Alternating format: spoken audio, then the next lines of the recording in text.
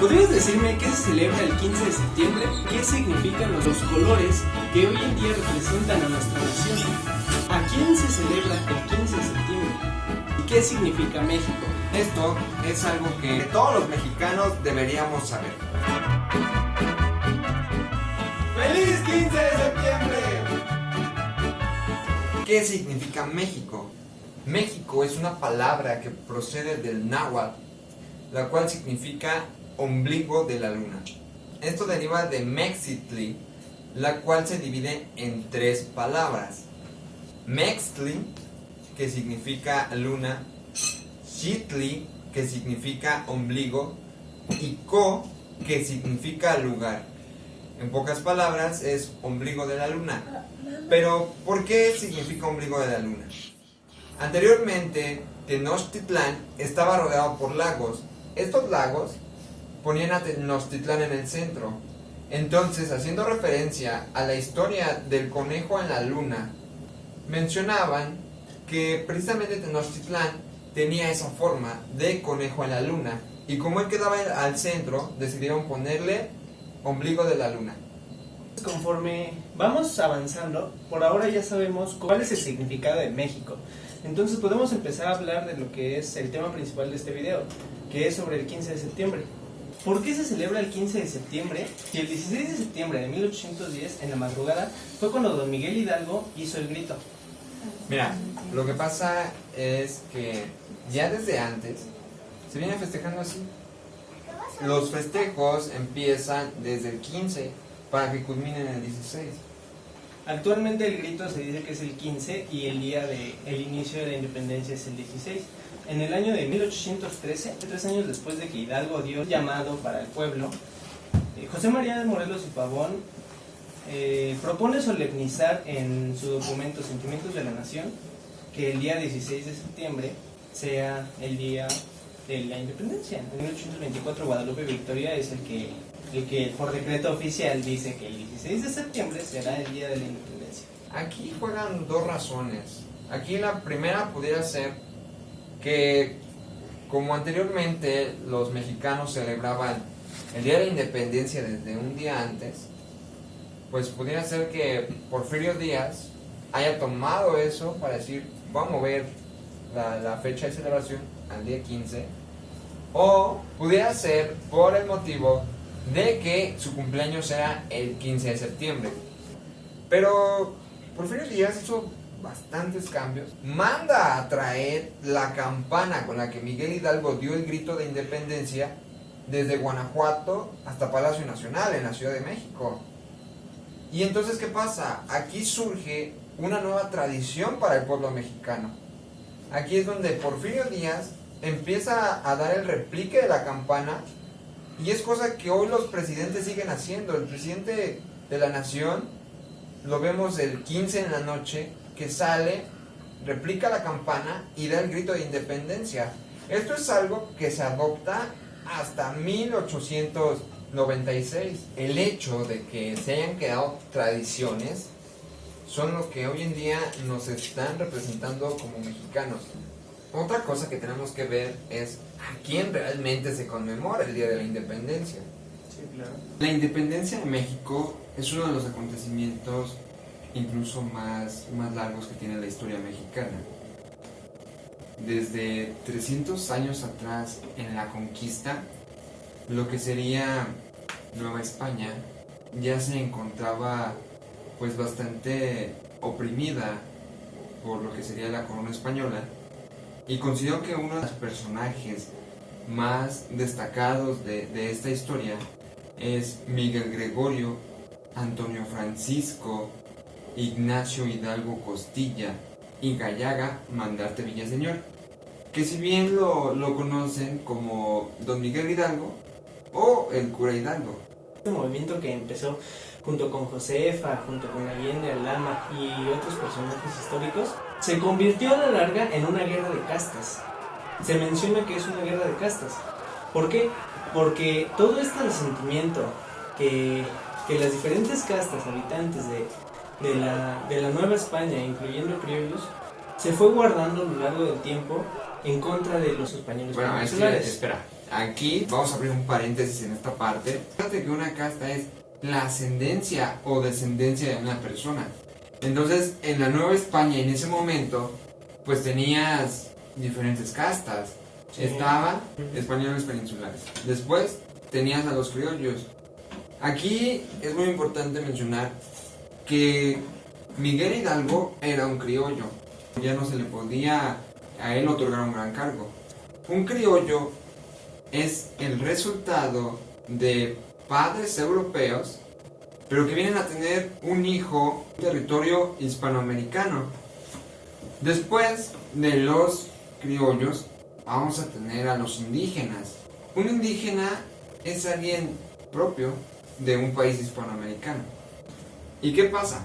Que los europeos empezaron a juntarse con los indígenas y a partir de ahí surgieron los mestizos.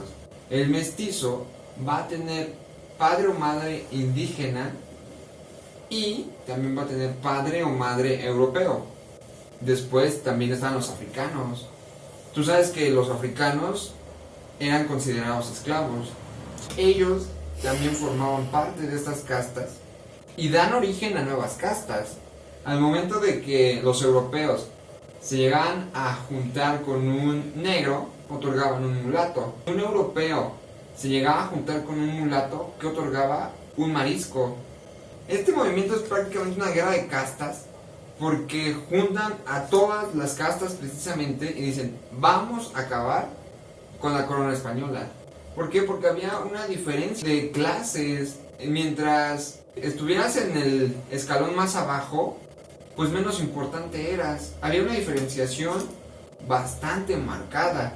Las personas se podían reconocer a través de la casta. Sí, las castas, como tú lo mencionas, hispanos, negros, mulatos, eran personas que no gozaban de derechos. En cambio, los peninsulares, los españoles peninsulares, aquellos que nacieron en la península hispánica, ellos sí gozaban de bastantes privilegios por parte de la corona, ocupaban grandes puestos. Y bueno, a la larga todo este resentimiento, los criollos incluso desplazados, porque anteriormente ocupaban esos puestos por los peninsulares, hizo crecer los rencores, hizo crecer la tensión entre ellos, y eso provocó que el movimiento de Miguel Hidalgo y Costilla en pocos días tuviera una gran masa. Fue cuestión de tiempo que juntó a más de 50,000 personas. Una característica de este ejército que Hidalgo logró juntar en tan pocos días y tan rápidamente era que había muchísimas personas, pero no tenían un entrenamiento militar. Provenían de estas diferentes castas y por tanto no eran como tal adiestradas correctamente. Pues es que imagínate, un esclavo jamás va a recibir un adiestramiento militar. Lo que sería una persona que se dedica únicamente a sembrar la tierra, tampoco va a tener un adiestramiento militar. Sí, entonces estas personas iban armadas con piedras, palos, hachas, machetes, lo que encontraron. Y entonces así fue como fue librando sus batallas don Miguel Hidalgo y Costilla. Otra de las características que se le atribuye a este movimiento de Costilla es considerar una guerra santa. ¿Por qué una guerra santa? Bueno, lo que pasa es que así como don Miguel Hidalgo se armó de valor, tomó su estandarte de la Virgen Morena de Guadalupe y lo llevó a batalla, siendo la patrona de este ejército insurgente, los españoles también tenían la suya. El ejército realista también tenía la suya. ¿Y qué era? La Virgen de los Remedios. La Virgen de los Remedios era la encargada de cuidar del ejército realista, lo cual le dio la característica de tener una guerra santa, tal cual. Virgen contra virgen, básicamente.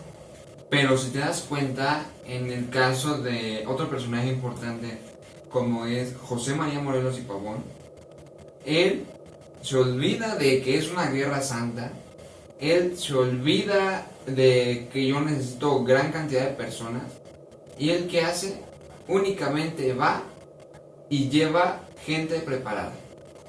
Esto le funcionó más al movimiento, ya que Miguel Hidalgo, a los 2 años de haber empezado el movimiento, cayó.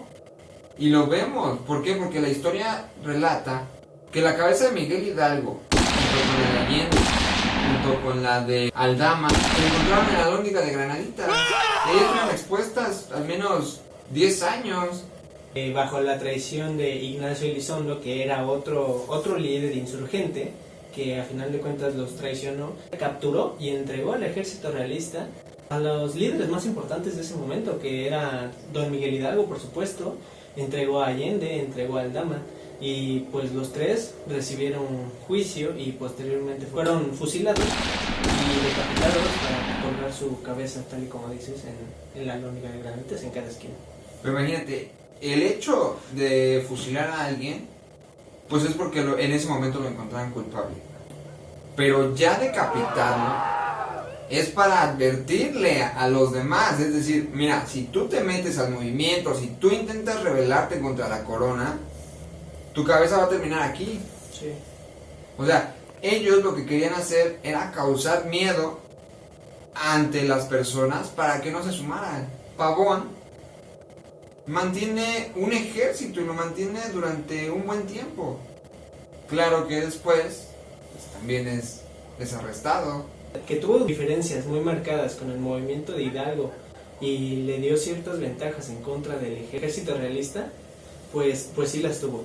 Pero en comparación a Hidalgo, José María Morelos y Pavón recibió la humillación de ser degradado como sacerdote. O sea, le quitaron el cargo, lo enjuiciaron, lo encontraron culpable, lo condenaron a muerte, no sin antes hacer que confesara el nombre y la ubicación de sus camaradas.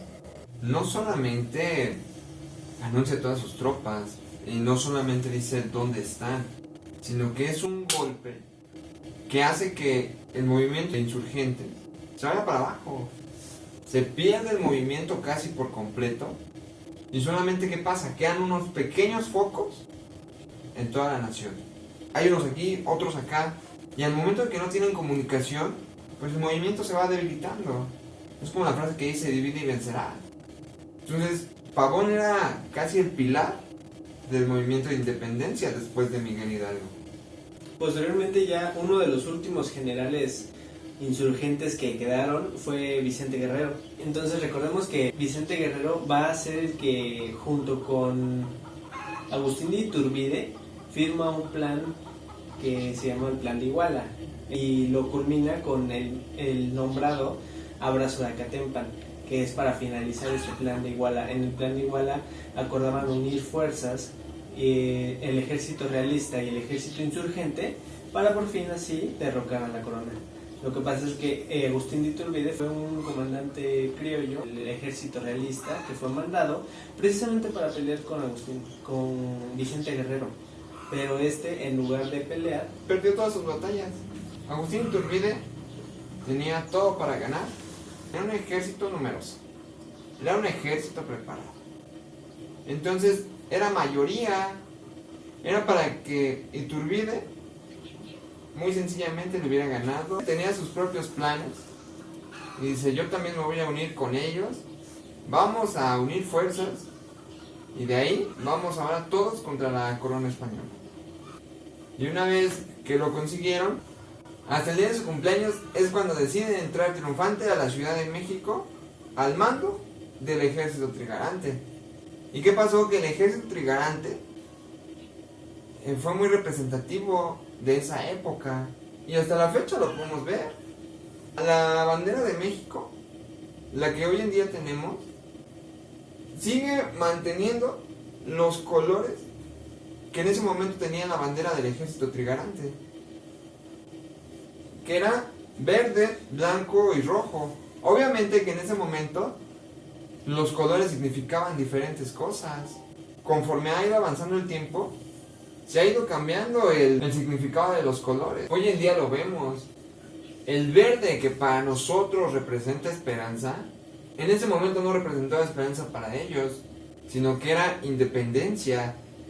El blanco hace representación a la religión en la bandera trigarante. Y como lo marcó José María Morelos en el documento Los Sentimientos de la Nación, ahí se pedía que únicamente la religión católica fuera la única que se profesara. Entonces, hoy en día, tú sabes que el Estado es laico. Entonces, este blanco para nosotros representa unidad, cuando el rojo para ellos representaba unidad. ¿Y qué pasa? Hoy en día el rojo representa la sangre de los combatientes, la sangre de las personas que nos dieron la independencia. Ya para finalizar este capítulo de la historia de la independencia de México, solamente nos gustaría hacer la aclaración de que son algunos de los tantos acontecimientos importantes que sucedieron en esa época. No solamente la bandera que hoy en día conocemos es aquello que nos distingue como nación, sino que de igual forma existe el escudo, que es uno de los símbolos patrios, el himno nacional mexicano, y obviamente que cada uno de estos surgió en una diferente época. La independencia en México viene a marcar bastante la historia. ¿Por qué? Porque a partir de ahí es como empieza a formarse lo que hoy en día conocemos como la República de los Estados Unidos Mexicanos. Aunque, pues el Día de la Independencia cada quien lo festeja de diferente forma. Habrá quien ponga música de mariachi, habrá quien haga pozole, habrá quien haga tamales, habrá quien haga bailables. Ya es muy variado el festejo mexicano. En el Zócalo capitalino, por ejemplo, el inicio del mes de septiembre ya empiezan a poner luminaria y el día 15 de septiembre hacen un show pirotécnico y aparte se da un grito de independencia. Entonces ya se festeja de diferente forma. En las escuelas ponen los bailables, en las plazas públicas adornan, hacen kermés.